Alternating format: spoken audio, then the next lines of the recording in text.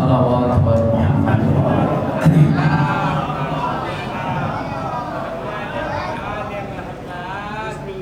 مل کے آواز بلند صلوات پڑھیں اہل ایمان اور اہل اسلام کی محافظت، بیماروں کی شفا یابی، پریشان حال مومنین کی پریشانیوں کی دوری کے لیے بلند تر صلوات۔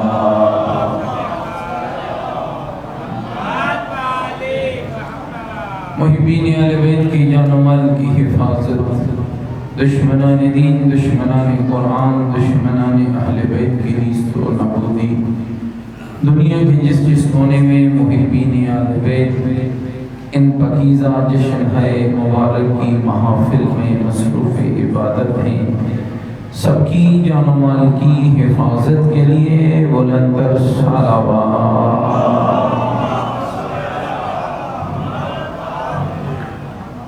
مقامات مقدسہ کی حفاظت، علماء علامات عظام مراجع کرام کی صحت و سلامتی، فرزند زہرا امام زمن حجت خدا صلوات اللہ علیہ کے ظہور پرنور کی تعجیل کے لیے بھی بلند تر صلوات۔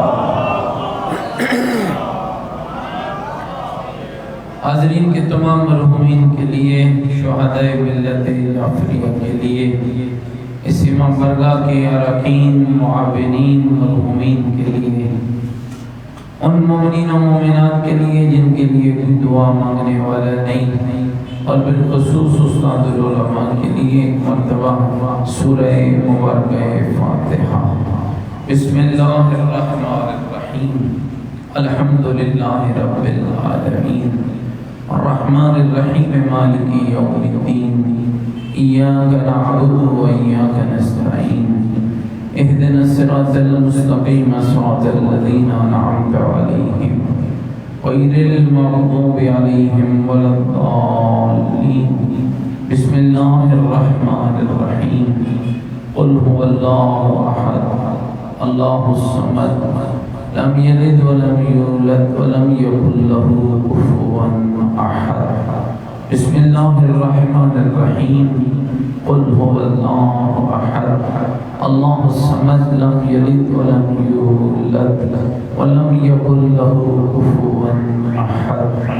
اللہم اغفر للمؤمنین والمؤمنات والمسلمین والمسلمات الاحیاء منهم والاموات، تابع اللہم بیننا وبینہم بالخیرات، انکا مجیب الدعوات، انکا علی کل شیء قدیر، برحمتک یا ارحم الراحمین۔ تمام مرحومین اور شہداء کی بخشش کے لیے بلند تر صلوات۔ بار دیگر بھی اپنی زبانوں کو معطر کریں بلند تر صلوات کے ساتھ۔ ماشاءاللہ لا حول ولا قوة الا باللہ العلی العظیم۔ اعوذ باللہ من الشیطان الرجیم، بسم اللہ الرحمن الرحیم، الحمدللہ رب العالمین والعاقبۃ للمتقین والنار للمنافقین، الصلاۃ والسلام علی سیدنا ونبینا وشفیع ذنوبنا وطبیب قلوبنا ومولانا ابی القاسم محمد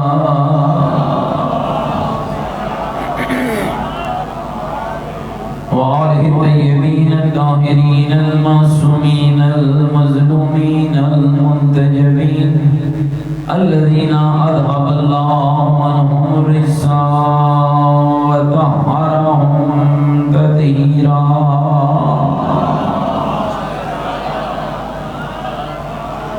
ورحمت اللہ علی حبابہم وشیعتہم وموالیہم ومحبیہم اجمعین، ولعنت اللہ علی اعدائہم الملعونین، اما بعد قال الحكيم في القرآن المجيد وقوله الحق وهو أصدق القائلين بسم الله الرحمن الرحيم لئن شكرتم لأزيدنكم ولئن كفرتم إن عذابي لشديد قال الرسول صلى الله عليه وآله وسلم يا علي أنت وشيتك هم الفائزون بلند الصلوات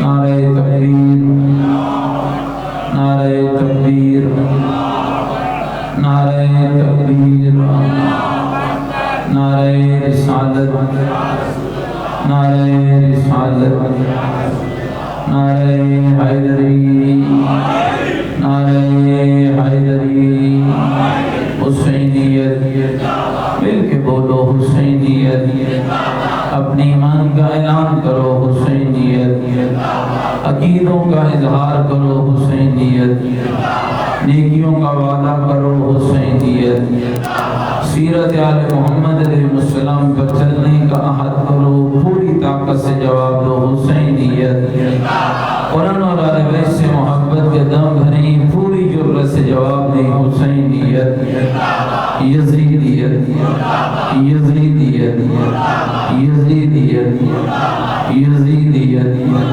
بلندر صلوات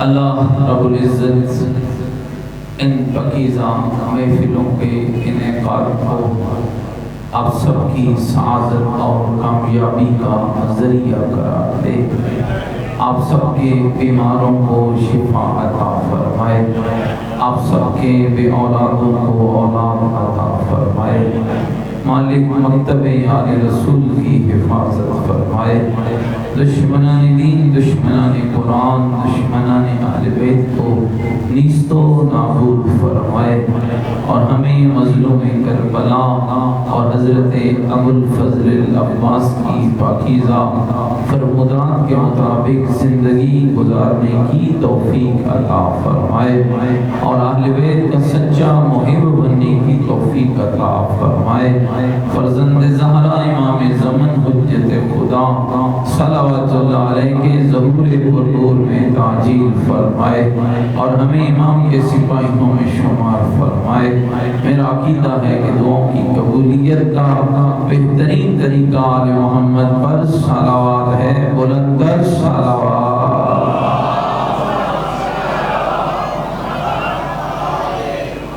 میرے ساتھ قابل احترام بزرگوں عزیز و دوستوں لائق حمد ہے وہ ذات جس ذات اہدیت نے اپنی بے پناہ نعمت کے ساتھ ساتھ جو سب سے پیاری نعمت مجھے اور آپ کو عطا کی وہ نعمت ہے محبت محمد و آل محمد یاد رکھنا میرے عزیزوں شیعہ کہلوانا اور ہے شیعہ بن کے دکھانا اور ہے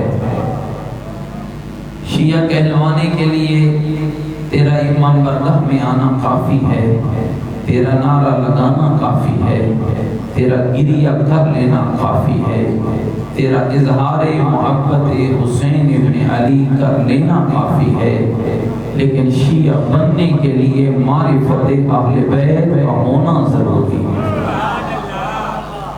بہت سے لوگ تاریخ کے اوراق کو جا کے پڑھیے ایسے گزرے ہیں جنہوں نے دعوی شیعت کیا لیکن ان کے پاس شیعت نہ تھی اور کچھ ایسے تھے جنہوں نے زبان سے اظہار تو نہ کیا لیکن ان کے کردار نے بتا دیا کہ یہ علی کا شیعہ ہے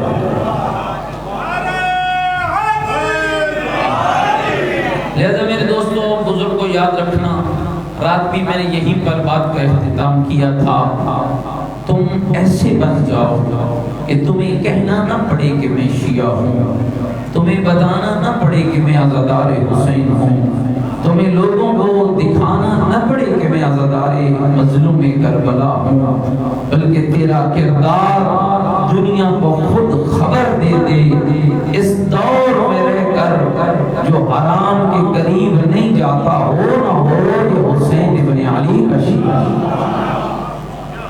وہ معیار چاہیے۔ آپ کے ائمہ کا کلام اس بات پر شاہد ہے۔ میرے دوستو ذرا ان چیزوں کو بھی سنیے، سمجھیے اور ان پہ غور کیجیے۔ میرے چھٹے امام حضرت امام جعفر صادق علیہ السلام، امام کے دروازے پہ دق الباب ہوتا ہے۔ امام اپنے غلام کو فرماتے ہیں جاؤ جا کر دیکھو کہ ہمارے دروازے پہ کون آیا ہے۔ جا کے دروازہ کھولا تو پوچھا کون؟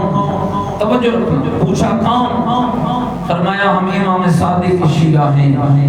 جا کر غلام نے اندر اطلاع دی مولا آپ کے شیعہ آئے ہیں۔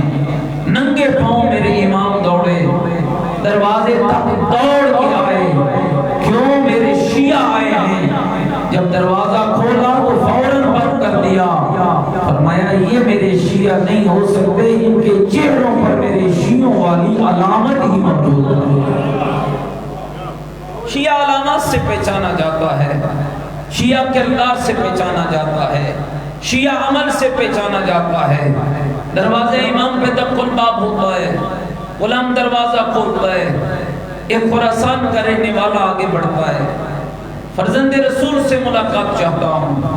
امام علیہ السلام کی خدمت میں حاضر ہوا، عرض کرنے لگا فرزند رسول خراسان سے آیا ہوں مولا، 1,00,000 تلواریں ہیں جو نیاموں سے باہر نکلی ہوئی ہیں مولا، وہ 1,00,000 تلواریں آپ کے حکم کی منتظر ہیں مولا، وہ 1,00,000 تلواروں والے چاہتے ہیں آپ اشارہ کریں ہم بنو عباس کی اس غاصبانہ حکومت کا کنٹرول سنبھال لیں۔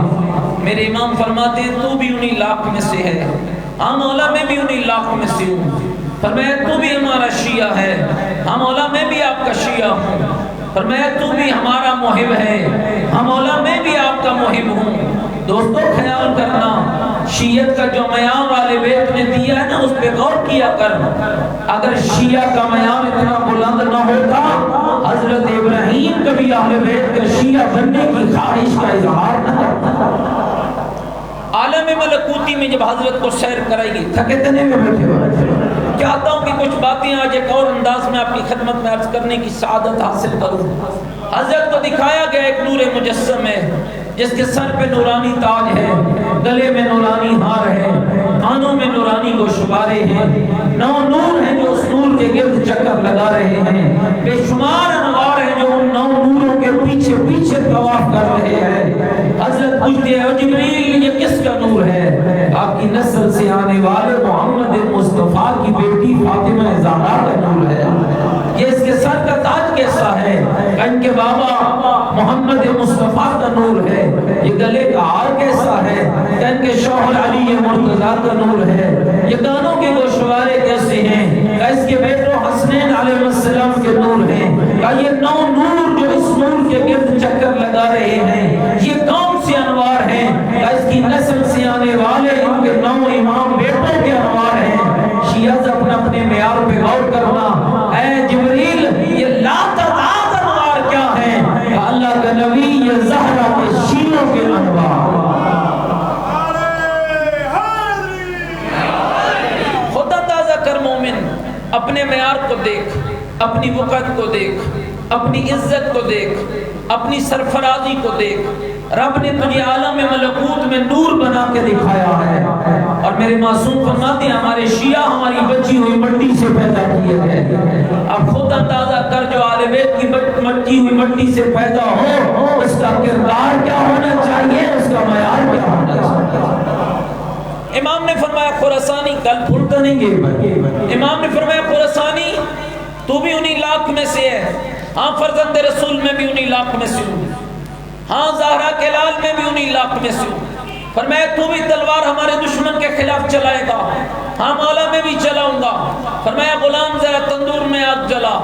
غلام نے تندور میں آگ جلائی، آگ روشن ہوئی، روشن ہو کے انگاروں میں بدل گئی۔ امام نے فرمایا جا خراسانی وہ تندور میں آگ جل رہی ہے ذرا سلام تو لگا۔ کہنے لگا ہے مولا کہاں؟ توجہ میں اٹھنا بھائی، کہاں؟ اور تندور میں چھلانگ لگا، مولا وہ آگ ہے، مولا وہ جلا ڈالے گی، مولا وہ راہ بنا ڈالے گی، مولا میرا گھر بار، مولا میرا کاروبار، مولا میری بیوی بچے، مولا میرے عزیز و رشتہ دار۔ امام نے فرمایا بیٹھ جا۔ مومنہ ذرا غور کرنا، ایک شخص امام کے گھر میں داخل ہوتا ہے، سر پہ پٹی لگی ہوئی ہے، داڑھی پٹی سی ہٹی ہوئی ہے، لگتا یہ ہے کہ ابھی باغ سے کام کر کے آ رہا ہے۔ امام فرماتے جا تندور میں چھلانگ لگا۔ شیعہ یہ بھی کہلواتا ہے، شیعہ وہ بھی کہلواتا ہے، اس کا دعویٰ ہے میں مومن ہوں، اس کا دعویٰ ہے میں مومن ہوں، اس کا دعویٰ ہے میں محب ہوں، اس کا دعویٰ ہے میں محب ہوں۔ ذرا غور کرنا، شیعہ کہلوا کون رہا ہے، شیعہ بن کے دکھا کون رہا ہے۔ امام نے کہا جا تندور میں چھلانگ لگا، نہ بیوی کی فکر، نہ گھر کی فکر، نہ مال کی فکر، نہ دولت کی فکر، نہ پیسے کی فکر، دوڑتا ہوا گیا، چھلانگ لگا دی، غلام نے ڈھکنا بند کر دیا۔ امام کا سچا شیعہ تندور کے اندر ہے، ڈھکنا بند ہو چکا ہے، خراسانی بیٹھا ہوا ہے، امام اس سے باتیں کر رہے ہیں، اس کا دل عجیب عجیب وسوسوں میں گھرا ہوا ہے، پتہ نہیں بیچارے نل بڑیاں کیا ہو سی، پتہ نہیں بیچارے کے ساتھ ہوا کیا ہوگا، پتہ نہیں بیچارہ جل کے راہ ہو چکا ہوگا۔ اور شیعہ اپنے معیار کو دیکھ، شیعہ کیسے کیسے ہیں جو حکم امام کی اتباع کرتا ہے، جو امام کا حکم آ جائے نہ ادھر بھاگتا ہے نہ ادھر بھاگتا ہے، وہ امام کے حکم کے سامنے سرے تسلیم خم کر لیتا ہے۔ کچھ وقت گزرتا گیا، امام نے فرمایا خراسانی میرے قریب آ، امام کے ساتھ چلا، فرمایا غلام ڈھکنا اٹھا۔ غلام نے ڈھکنا اٹھایا، اندر کا منظر دیکھا، اندر آگ نہ تھی، پھولوں کا گلدستہ تھا، جعفر صادق کا شیعہ بیٹھا اللہ کا ذکر کر رہا۔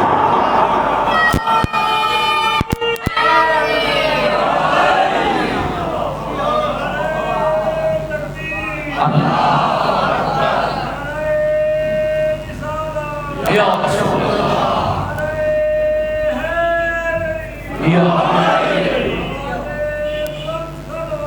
اللہ صلی علی محمد وآلہ، مل کے ذرا بلندتر صلوات پڑھو محمد وآلہ۔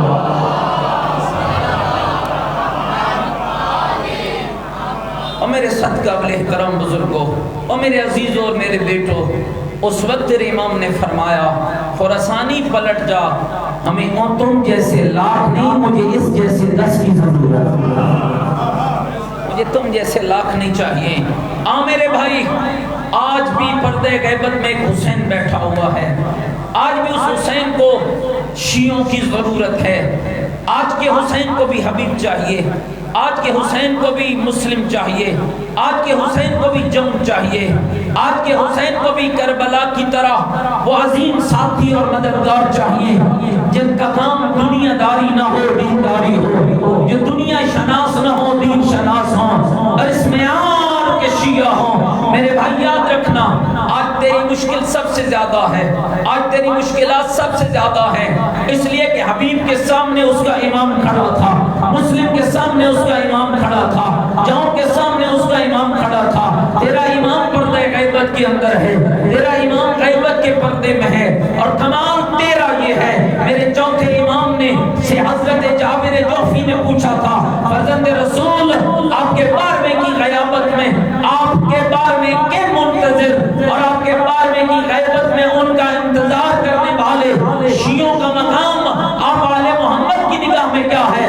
میرے امام نے فرمایا جابر جوفی، جو شخص توجہ لے، جو شخص ہمارے بارے کی غیبت میں ہمارے بارے کا سچا منتظر ہوگا، ہم آل محمد کی نگاہ میں وہ ان لوگوں سے بڑھ کر ہوگا جو میرے نام محمد کے ساتھ مل کر جہاد کیا کرتے ہیں۔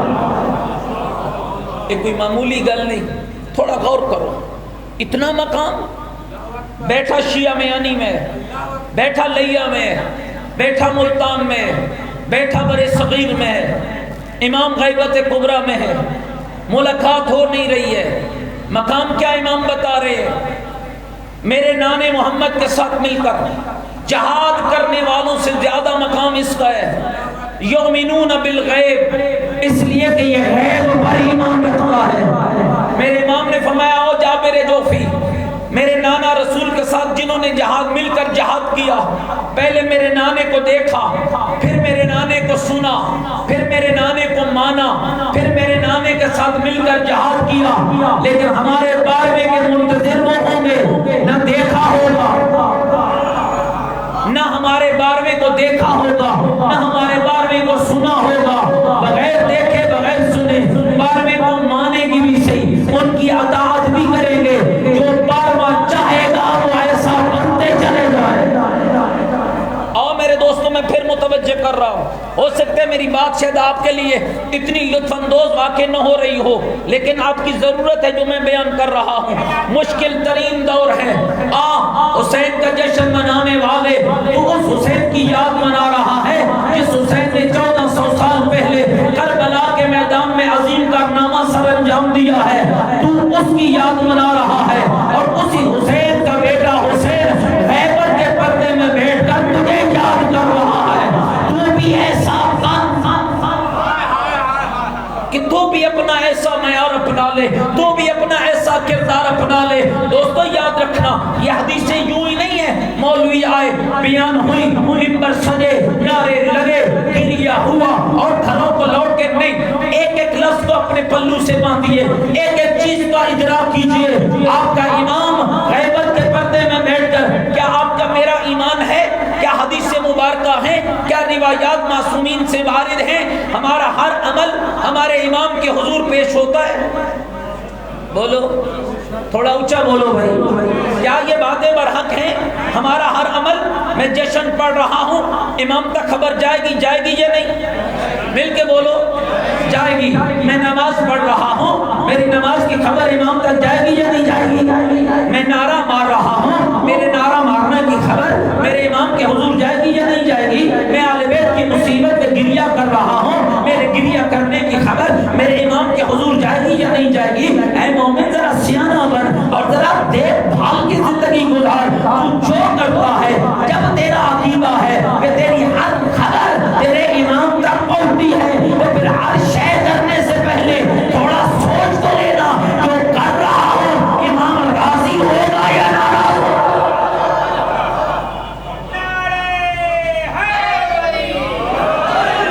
پھر تھوڑا اور تو کر لینا تیری زندگی کدھر جا رہی ہے.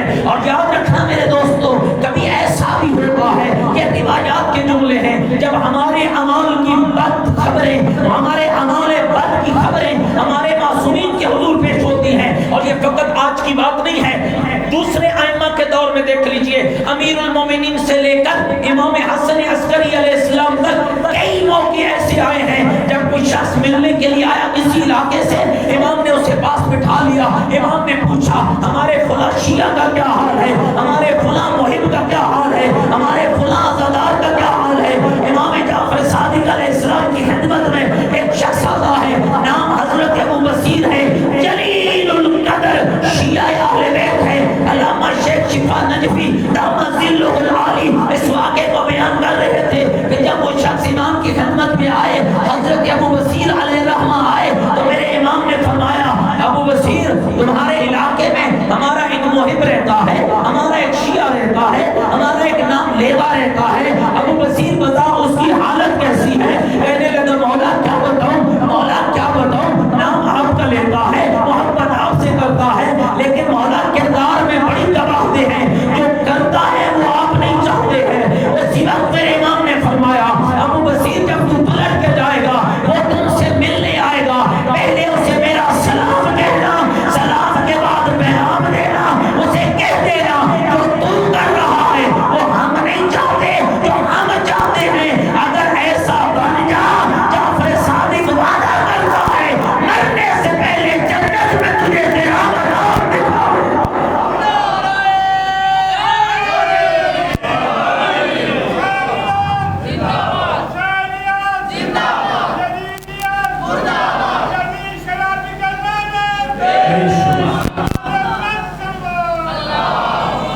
صلی علی محمد. ذرا مل کے زبانوں کو معطر کریں, بلندر صلوات. گھبرائے تو نہیں بیٹھے میری بات. حضرت ابو بصیر پلٹ گئے, حج کا موسم ختم ہوا, امام سے ملاقات ہو گئی, امام کے پیغام کو امانت کے طور پر لے کر چلے گئے. لوگ ابو بصیر کی ملاقات کے لیے آئے، وہ شخص بھی ان لوگوں میں آیا. لوگ اٹھ کے چلے گئے. جعفر صادق کے شیعہ کے سمجھانے کا انداز سننا. امام نے اس شخص کو پاس بٹھا، امام کے صحابی نے اس شخص کو اپنے پاس بٹھایا. جب سب چلے گئے، ایک وہ تھا، ایک ابو بصیر تھا. کہنے لگے عبد خدا جعفر صادق کو جانتے ہو؟ کہنے لگا جانتا ہوں، وہ تو میرے مولا ہیں، وہ تو میرے آقا ہیں، وہ تو میرے امام ہیں. حضرت ابو بصیر فرمانے لگے اسی امام نے مجھے سلام بھیجا ہے. رونے لگا. امام کے سلام کا کچھ ایسا اثر ہوا، گریہ بلند ہوا. کہنے لگا ابو بصیر بھول گئے ہوگے، کجا مجھ جیسا گناہگار، کجا فرزند زہرا، کجا مجھ جیسا گناہگار، کجا فرزند زہرا. ابو بصیر بھول گئے ہوگے، کسی اور کے نام بھیجا ہوگا. فرمایا میں بھول نہیں رہا، میرے امام نے تیرے لیے پیغام بھی بھیجا، سلام بھی بھیجا. کہا سلام تو دیا، ذرا پیغام تو سنا.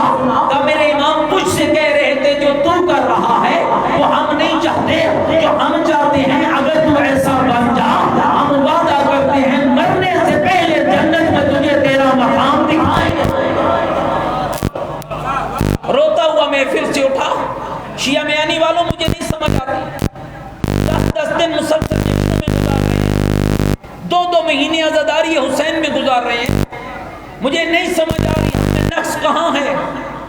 میں اپنی بدعملی پہ کیوں نہیں روتا؟ مجھے یہ احساس کیوں نہیں ہوتا میرا امام بھی مجھ سے میرے بارے میں اللہ کے فرشتوں سے پوچھتا ہوگا. مجھے یہ احساس کیوں نہیں ہوتا حسین کا بیٹا غیبت کے پردے میں بیٹھ کر میرے لیے بھی بات کر رہا ہوگا. جب فرشتے میرے اعمال نامے کو لے کر میرے بار میں آقا کی خدمت میں گئے ہوں، مل کے ذرا سلام پڑھیں محمد محمد. علماء کی صحت و سلامتی کے لیے بلند تر صلوات پڑھیں محمد.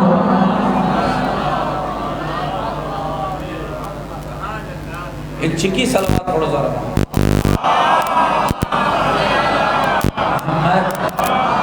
آپ ذرا مل کے ایک بلند تر صلوات پڑھو محمد.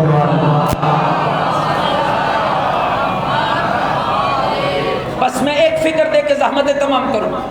کیوں نہیں ہم سوچتے میں جو دکان پہ گیا ہوں، میں نے جو حرام مال خریدا ہے، میں نے جو بیٹی کا حق جان بوجھ کے دبا لیا ہے، میں نے جو ہمسائے کے حق پہ ڈاکہ ڈال لیا ہے، میں نے جو دین کے مال کو لوٹ لیا ہے، میں نے جو حرام کی بھٹی سے حرام کی غذا کو خریدا ہے، میں جو صبح اٹھتے ہوئے اذان کی آواز آ رہی ہے میں اٹھا ہوں، مجھے نماز کی فکر نہیں، میں اٹھتے ہوئے سیدھا اسرا اپنے چہرے پہ چلا رہا ہوں، میں جو گھر جاتے ہوئے نہیں سوچ رہا، اذان کی آواز آ رہی ہے، حی علی خیر العمل کی صدا گونج رہی ہے، پاس مسجد ہے اور یہ مسجد وہ ہے جہاں پر میرے آقا کی ظہور سے پہلے میری تیاری کے لیے مجھے بلایا جاتا ہے. میں پشت کر کے مسجد سے گزر رہا ہوں، میں کیوں غور نہیں کرتا یہ سارے عوام میرے امام کے حضور جائیں گے، ایک ایک عمل میرے امام پڑھیں گے،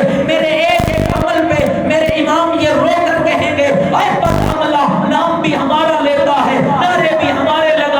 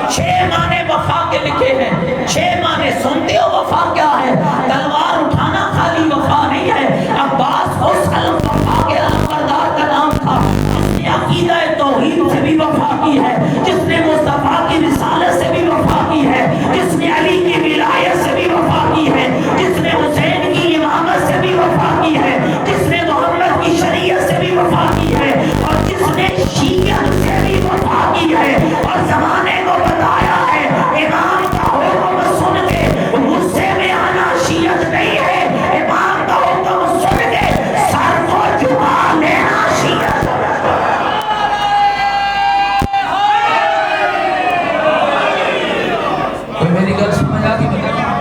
آؤ بہت سے پہلوؤں پہ بات کرتے ہو. حضرت نے عبادت خدا کے ساتھ وفا کی, حضرت نے تقوی الہی کے ساتھ وفا کی, اور عام شخصیت نہیں ہے. کائنات کی وہ عظیم شخصیت حضرت عباسی علمدار ہے جس کے لیے معصوم کے لمحوں سے بھی دعا نکلتی تھی. یوں ہی آل بیت نے اپنے گھر کا سالار نہیں بنایا تھا. کمرے بنی ہاشم علی کا لخت جگر خالی عام ایک بہادر نہیں ہے. مجھے افسوس سے کہنا پڑ رہا ہے ہمارے ممبروں پہ جو حضرت کا تعارف ہوتا ہے, ایک تلوار اٹھانے والا, ایک جری, ایک لڑنے والا, نہ شیعہ حضرت کے تعارف کے ساتھ نا انصافی نہ کر. عباس لڑنا بھی جانتا تھا, مسلح پہ جھکنا بھی جانتا تھا. عباس لڑنا بھی جانتا تھا, عباس مذہب آل محمد کی ثقافت کو بھی جانتا تھا. عباس لڑنا بھی جانتا تھا, حکم حسین ابن علی پہ سر کو جھکانا بھی جانتا تھا. ان معنوں کو سمجھیے. آؤ میرے دوستو, بس آخری جملہ, میں بات کو سمیٹ لوں گا. عباس باوفا, عباس شہنشاہ, عباس بادشاہ, عباس باوفا. باوفا کا کیا معنی ہے؟ خالی حضرت نے امام حسین کی خاطر جنگ کیا نہیں. باوفا کا معنی یہ ہے جس کی زندگی کا ایک لمحہ اپنے امام کے حکم کے خلاف نہ گزرے. امام کے تلوار اٹھا لو تو اٹھا لے. ہم کیوں کہتے ہیں عباس میں علی کی صورت نظر آتی ہے؟ اس کا معنی یہ ہے کہ جس طرح مصطفیٰ کی زندگی میں علی کا کردار تھا, اسی طرح حسین کی زندگی میں عباس کا کردار تھا.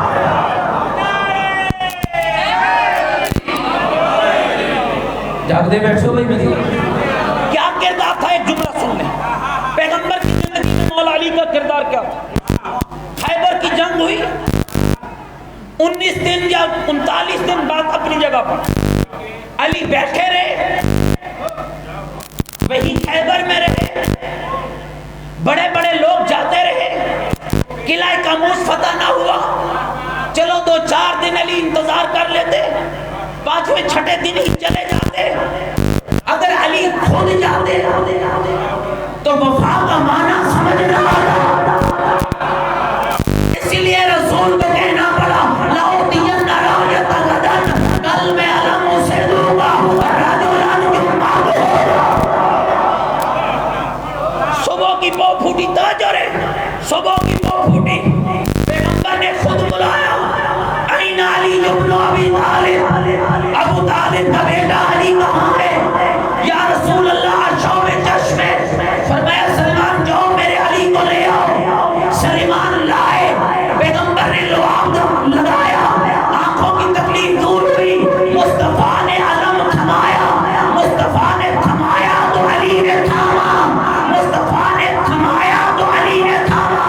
علم تھام کے علی چلے, علی چلے, مصطفیٰ کے ہاتھ اٹھے, پتھر میں علی نے علم گاڑا. میں کہا کرتا ہوں لوگوں سے ریت میں نہ گڑ سکا, علی نے پتھر میں علم گاڑا. مرحب نے پکارا, سمتنی امی مرحبا. میں وہ ہوں جس کی ماں نے جس کا نام مرحب رکھا ہے, آنکھوں میں آنکھیں ڈال کے کہا سمتنی امی حیدرہ. میں وہ ہوں جس کی ماں نے جس کا نام حیدر رکھا.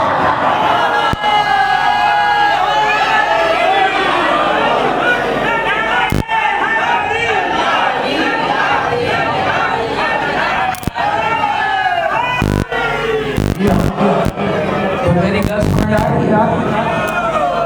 یہ تھے مصطفیٰ کی زندگی میں علی. اب سنو حسین کی زندگی میں عباس. اب ذرا غور کرو, مصطفیٰ کی زندگی میں علی کا کردار کیا رہا, حسین کی زندگی میں عباس کا کردار کیا رہا. جھوٹ بولتا ہے وہ شخص جو کہتا ہے حضرت نے امام کو کہا کہ مجھے کیوں پابند کیا, یہ ممکن ہی نہیں ہے. ایسا کہنا ہی وفا کے منافی ہے. عباس جانتے تھے وہ امام ہے, میں شیعہ ہوں, وہ مولا ہے, میں غلام ہوں, وہ نمائندہ الہی ہے, میں حکم نمائندہ الہی کا پابند ہوں. تو پھر ماننا پڑے گا خیبر میں ایک کام بھی عباس اپنی مرضی سے نہ کیا ہے, نہ کر سکتے تھے.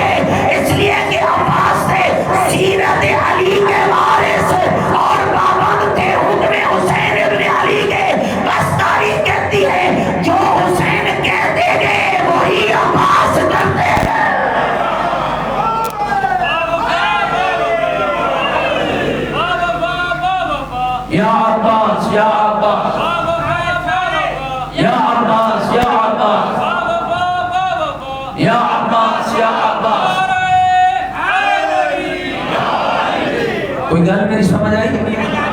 یہ خدا کا کمال ہے۔ ابو بصیر نے کہا، بات جہاں سے چھوڑی تھی آخری بات کہہ کے ختم کر دیا۔ ابو بصیر نے کہا سناؤ، تیرے امام نے تیرے نام سلام بھیجا، خالی سلام نہیں پیغام بھیجا۔ کہا کیا کہا میرے مولا نے؟ کہا امام کہہ رہے تھے جو تو کر رہا ہے وہ ہم نہیں چاہتے، جو ہم چاہتے ہیں اگر تو ایسا بن جا ہم وعدہ کرتے ہیں جنت میں مرنے سے پہلے تجھے تیرا مقام دکھائیں گے۔ اٹھا، سلام امام کا اثر ہوا، روتا ہوا گھر چلا گیا۔ توبہ کیا ہوتی ہے؟ امام کی بات سمجھ آ جائے تو معافی کیا ہوتی ہے غور کرنا۔ کیا جس کا لوٹا تھا واپس کیا، جس کا چھینا تھا واپس لوٹایا، جس کو ناراض کیا تھا راضی کیا، حتیٰ کہ اس کے گھر میں نہ کھانے کے لیے کچھ بچا نہ پہننے کے لیے کچھ بچا، دروازہ بند کر کے گھر میں بیٹھا ہے۔ ابو بصیر کہتے ہیں کچھ دن گزر گئے، میں نے سوچا جا کر پوچھوں تو صحیح جس کو میں نے امام کا سلام دیا اس کی حالت کیا ہے، اس کی کیفیت کیا ہے۔ کہا جب میں گیا جب الباب کیا، اندر سے آواز آئی ابو بصیر اندر نہ آنا، جس حالت میں میں ہوں تو دیکھ نہیں سکتا۔ کہا کیا ہوا؟ کہا جو لوٹا تھا واپس کر دیا، حتیٰ کہ میرے پاس پہننے کے لیے لباس بھی نہیں ہے، برہنہ بیٹھا ہوں، کھانے کے لیے کچھ نہیں ہے۔ کہتے ہیں میں واپس پلٹا، لباس اٹھایا، گھر کے اندر پھینکا، اس نے لباس پہنا، دروازہ کھولا، میں اندر گیا، کھانے پینے کی اشیاء لے گیا۔ کہا توبہ استغفار کی حالت میں وہ موت کے قریب ہونے لگا، جس کا ترجمہ میں یوں کرتا ہوں وہ حکم امام کی صداقت کے قریب ہونے لگا۔ کہا جب موت کا وقت قریب آیا مجھے اشارہ کیا کہ اپنے کان میرے قریب کر، میں نے اپنے کان اس کے قریب کیے کہ اس کے لبوں سے آواز آ رہی تھی ابو بصیر میرے مولا نے اپنا وعدہ سچا کر دیا ہے، میں مرنے سے پہلے جنت میں اپنا مقام دیکھ کے مر رہا۔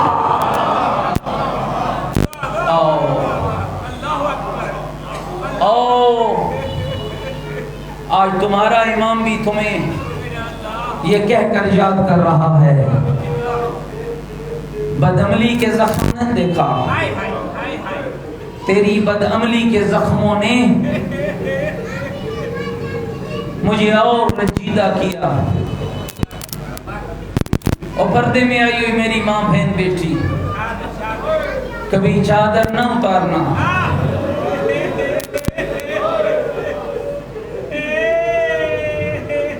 ہمارے مکتب کے بہت بڑے عالم گزرے ہیں، آیت اللہ العظمی سید علی خوئی رحمت اللہ علیہ۔ میں نے ایک عالم سے یہ جملے سنے، بس ایک جملہ مصیبت کا عرض کرنا چاہتا ہوں۔ وفا کس سے کہتے ہیں؟ کہا جب سید کے دور میں حضرت ابو الفضل العباس کے روضہ مبارک کی دوبارہ تعمیر ہونے لگی تو سید خوئی نے خود نگرانی کی، صبح آتے شام آتے عباس کے روزے سے کچھ دور کھڑے ہو کر سید خوئی دو سلام کہتے۔ پہلا سلام کہتے السلام علیکہ یا شباب الحسین، اے حسین کی جوانی میرا سلام ہو، اجرکم اللہ اجرکم اللہ، السلام علیکہ یا شباب الحسین، اور حسین کی جوانی میرا سلام ہو۔ اور دوسرا جملہ پتہ نہیں تم کیسے برداشت کرو گے، میری ماں بہن بیٹھی ذرا غور سے سننا، کبھی سر سے چادر نہ اتارنا، کبھی تمہاری نگاہ کسی نامحرم کو نہ دیکھے، گلی سے گزرتے ہوئے اپنے پردے کا خیال ضرور کرنا۔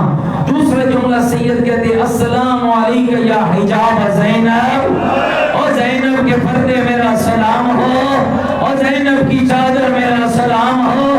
یہی وجہ ہے علماء مقاتل نے لکھا ہے جب زہرا کا لال آیا نا حضرت عباس کے لاشا کے اوپر، ایک دت برا مرثیہ میرے آقا حسین نے پڑھا، ایک ہی جملہ کہہ کے ختم کر رہا ہوں، رو کر میرے مولا حسین نے کہا عباس عباس پتہ ہے تیرے جانے کا سب سے بڑا نقصان کیا ہوا؟ عباس پتہ ہے تیری شہادت کا سب سے بڑا نقصان کیا ہوا؟ مولا کیا ہوا؟ میں پوچھتا ہوں مولا کیا ہوا؟ کہا سب سے بڑا عباس کی شہادت